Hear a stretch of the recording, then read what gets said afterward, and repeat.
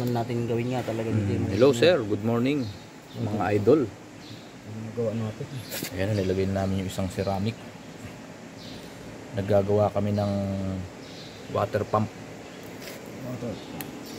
Ayan, water pump. Ayan yung seal nya, mechanical seal. Ano bang uri yan? Ceramic? Ceramic. Nilagay na barahan.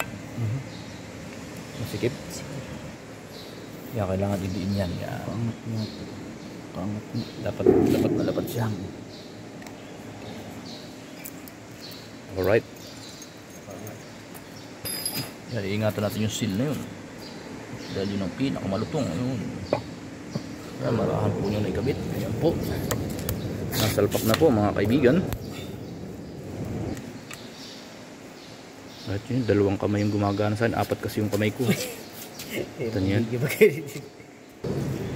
Ito yung kunya. Nasa baba. Kunya to dito nakalagay. Yun. Sasalpak na natin yung anong kabiak. Ganyan po pagsalpak yan. Ganyan po siya. Yan. Ito ceramic din yan. Yari sa uling. Terpol po siya, terpol. Depress na natin ng konti. Depress na po ng isa pong technician natin. Okay, ano po to? Rubber. Samahan lang natin ng Yung konting. nagsisil sa Samahan lang natin ng konting sa ano ng tubig para mag-leak. Kailangan ng pwersa po. Yan. Okay na po siya. Bumabalik, ilagay mo na yung kuwan. Ilagay mo na yung impeller tsaka kunya.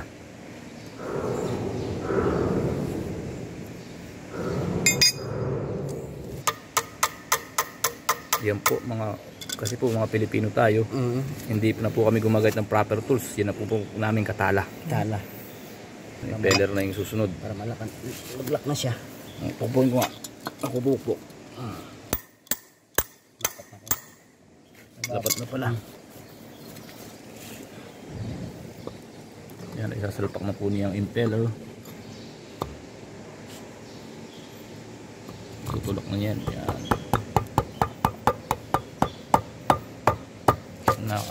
Na-place in position na po natin ang impeller ng pump.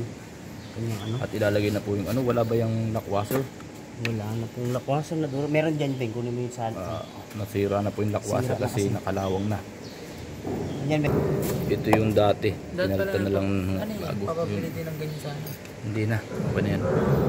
Ben, kunin mo yung ating proper tool. DIY ano dyan. DIY na tools.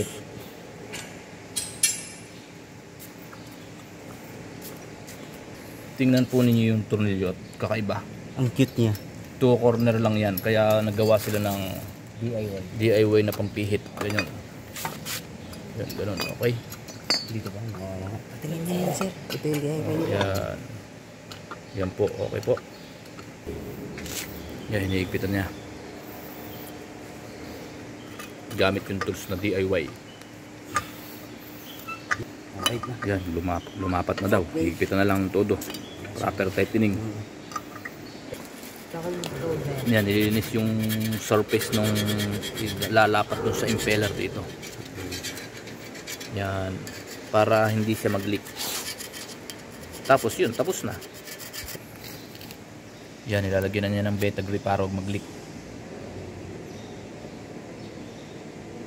Ano yan? Water pump. 22 horsepower. Yan, ilalagay na po niya. Takalin na po natin. Nagsusulo po siya. Ang problema natin ito, hindi natin natandaan.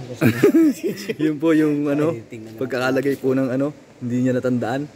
Hindi nalagay ng markings kung saan nakaharap yung out. Positioning dito. Kapila. Yan. Sundan mo na lang yung natitirang tornilyo.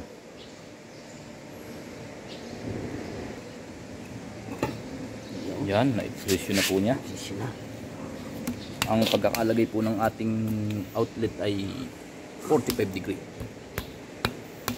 90 degree pala. Lang, pala ng mahalo. Ito yung luma. Sige, bye-bye na.